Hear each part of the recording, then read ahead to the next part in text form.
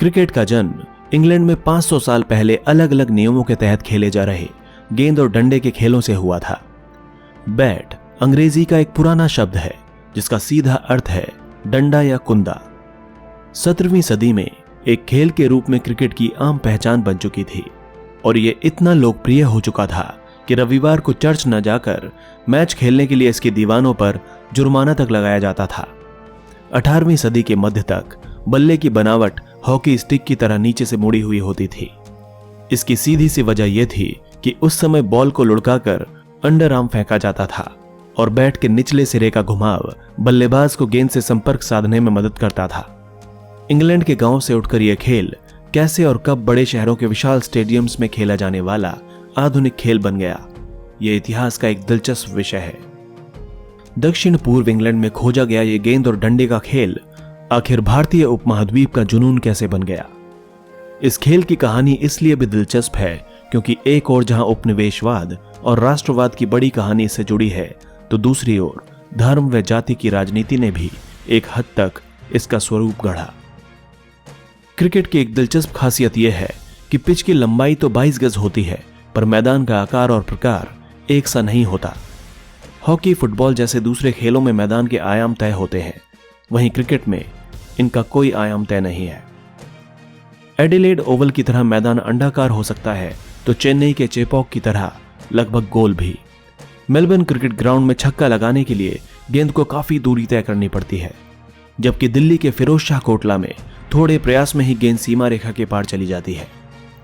कायदे कानून में बंधने वाले खेलों में क्रिकेट का नंबर अव्वल था, यानी सॉकर व हॉकी जैसे बाकी खेलों के मुकाबले क्रिकेट ने सबसे पहले अपने लिए नियम बनाए और वर्दियां भी अपनाई। क्रिकेट के कानून सबसे पहले साल 1744 में लिखे गए थे। उनके मुताबिक दोनों टीमों के कप्तान 2 अंपायर चुनेंगे जिन्हें किसी भी विवाद को निपटाने का अंतिम अधिकार होगा। स्टंप 22 इंच ऊंचे होंगे, उनके बीच की गिल्लियां 6 इंच की, गेंद का वजन 5 से 6 औंस के बीच होगा और स्टंप्स के बीच की दूरी 22 गज होगी। उस समय बल्ले के रूप व आकार पर कोई पाबंदी नहीं थी। आगे चलकर दुनिया का पहला क्रिकेट क्लब हैम्बल्डन में 1760 के दशक में बना और मैरीलीबोन क्रिकेट क्लब यानी एमसीसी की स्थापना 1787 में हुई। इसके अगले साल ही एमसीसी ने क्रिकेट के नियमों में सुधार किए और उनका अभिभावक बन बैठा। एमसीसी के सुधारों के कारण अब खेल में कई सारे बदलाव आ गए, जिन्हें 18वीं सदी के दूसरे हिस्से में लागू किया गया। 1760 और 70 के दशक में जमीन पर लुढ़काने की जगह गेंद को हवा में लहराकर आगे पटकने का चलन हो गया था।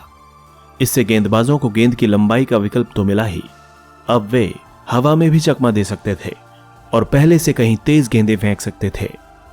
इससे स्पिन और स्विंग के लिए नए दरवाजे खुल गए। जवाब में बल्लेबाजों को अपनी टाइमिंग व शॉट सिलेक्शन पर महारत हासिल करनी थी। एक नतीजा तो फौरन यह हुआ कि मुड़े हुए बल्ले की जगह सीधे बल्ले ने ले ली।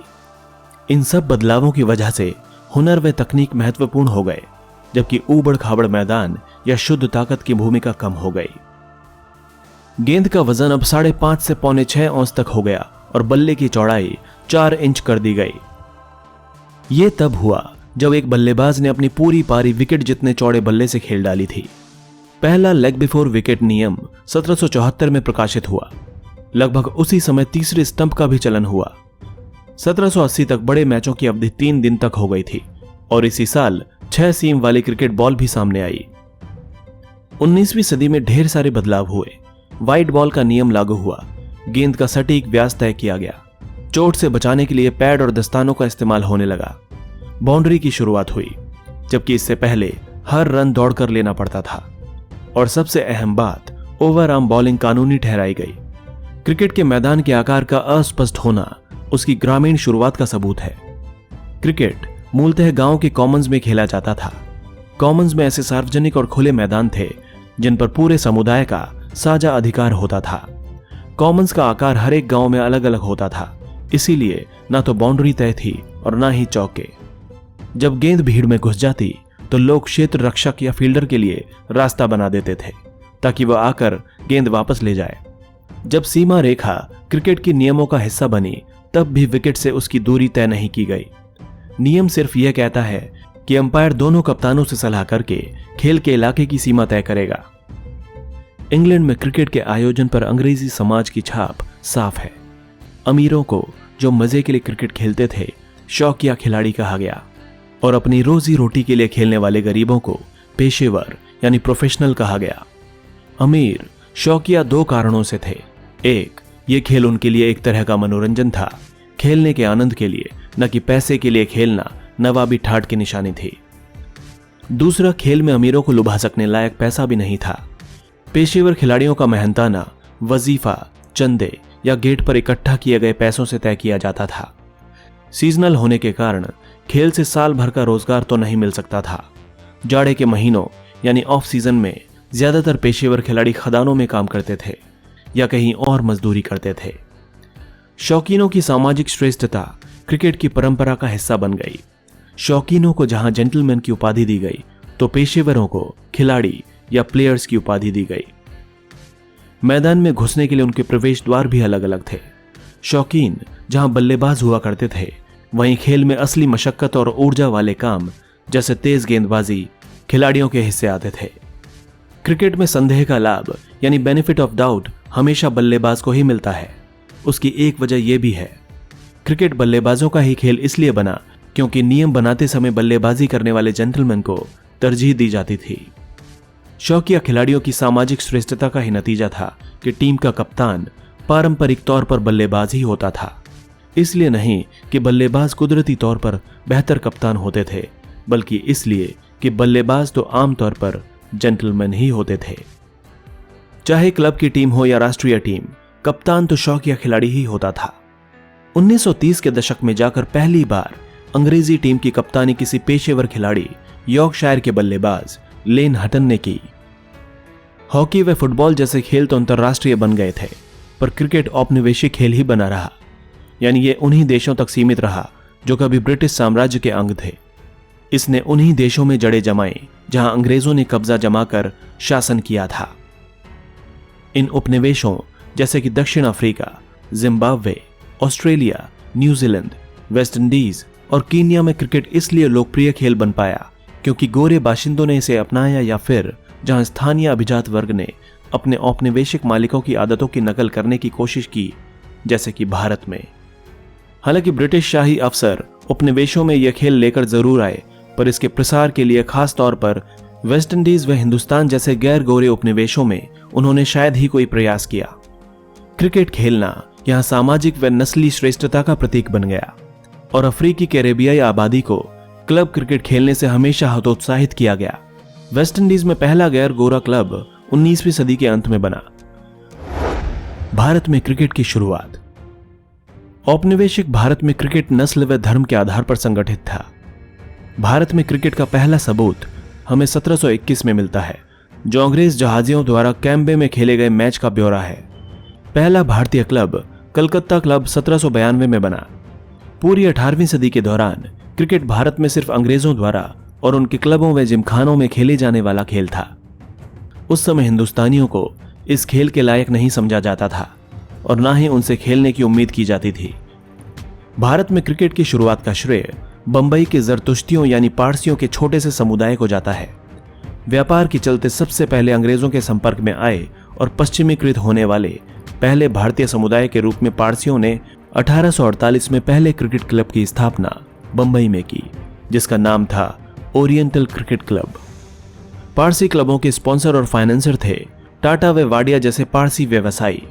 क्रिकेट खेलने वाले घमंडी अंग्रेजों ने उत्साही पारसियों की कोई मदद नहीं की। उल्टे गोरों के बॉम्बे जिमखाना क्लब और पारसी क्रिकेटरों के बीच पार्क के इस्तेमाल को लेकर एक झगड़ा भी हुआ। पारसियों ने शिकायत की कि बॉम्बे जिमखाना के पोलो टीम के घोड़ों द्वारा रौंदे जाने के बाद मैदान क्रिकेट खेलने लायक नहीं रह गया। जब यह साफ हो गया कि औपनिवेशिक अधिकारी अपने देशवासियों का पक्ष ले रहे हैं, तो पारसियों ने क्रिकेट खेलने के लिए अपना खुद का जिमखाना बनाया। पर पारसियों व नस्लवादी बॉम्बे जिमखाना के बीच की स्पर्धा का अंत अच्छा हुआ। पारसियों की एक टीम ने बॉम्बे जिमखाना को 1889 में हरा दिया। यह भारतीय राष्ट्रीय कांग्रेस की स्थापना के 4 साल बाद हुआ था। और दिलचस्प बात यह है कि इस संस्था के मूल नेताओं में से एक दादा भाई नौरोजी थे, जो अपने वक्त के महान राजनेता व बुद्धिजीवी थे। दादा भाई नौरोजी भी पारसी ही थे। पारसी जिमखाना क्लब की स्थापना ने जैसे एक नई परंपरा की शुरुआत की। दूसरे भारतीयों ने भी धर्म के आधार पर क्लब बनाने चालू कर दिए। हिंदू व मुस्लिम दोनों ही 1890 के दशक में हिंदू व इस्लाम जिमखाना के लिए पैसे इकट्ठे करते दिखाई दिए। ब्रिटिश औपनिवेशिक भारत को राष्ट्र नहीं मानते थे। उनके लिए तो ये जातियों, नस्लों व धर्मों के लोगों का एक समूह था जिन्हें उन्होंने उपमहाद्वीप के स्तर पर एकीकृत किया था। 19वीं सदी के अंत में कई हिंदुस्तानी संस्थाएं व आंदोलन जाति व धर्म के आधार पर ही बने थे। औपनिवेशिक हिंदुस्तान में सबसे मशहूर क्रिकेट टूर्नामेंट खेलने वाली टीमें क्षेत्र के आधार पर नहीं बनती थीं, जैसा कि आजकल रणजी ट्रॉफी में होता है, बल्कि धार्मिक समुदायों की बनती थीं। इस टूर्नामेंट को शुरू में क्वाड्रेंगुलर या चतुष्कोणीय कहा गया, क्योंकि इसमें 4 टीमें यूरोपीय, पारसी, हिंदू व मुसलमान खेलती थीं। बाद में यह पेंटाग्युलर या 5 कोणीय हो गया और द रेस्ट नाम की नई टीम में भारतीय ईसाई जैसे बचे खुचे समुदायों को शामिल किया गया। मिसाल के तौर पर विजय हजारे जो ईसाई थे, द रेस्ट के लिए खेलते थे। पत्रकारों, क्रिकेटरों व राजनेताओं ने 1930 और 40 के दशक तक इस पंचकोणीय टूर्नामेंट की नस्लवादी व सांप्रदायिक बुनियाद पर सवाल उठाने शुरू कर दिए थे। उनका मानना था कि ऐसे समय में जब राष्ट्रवादी हिंदुस्तानी अवाम को एकजुट करना चाह रहे थे, इस टूर्नामेंट का क्या तुक था। इसके विपरीत क्षेत्र आधारित नेशनल क्रिकेट चैंपियनशिप नामक एक नए टूर्नामेंट का आयोजन शुरू हुआ, जिसे बाद में रणजी ट्रॉफी का नाम दिया गया। लेकिन पंचकोणीय टूर्नामेंट की जगह लेने के लिए इसे आजादी का इंतजार करना पड़ा। पंचकोणीय टूर्नामेंट की नींव में ब्रिटिश सरकार की फूट डालो शासन करो की नीति थी। यह एक औपनिवेशिक टूर्नामेंट था जो ब्रिटिश राज के साथ ही खत्म हो गया। दोस्तों, अगर आपको हमारा वीडियो अच्छा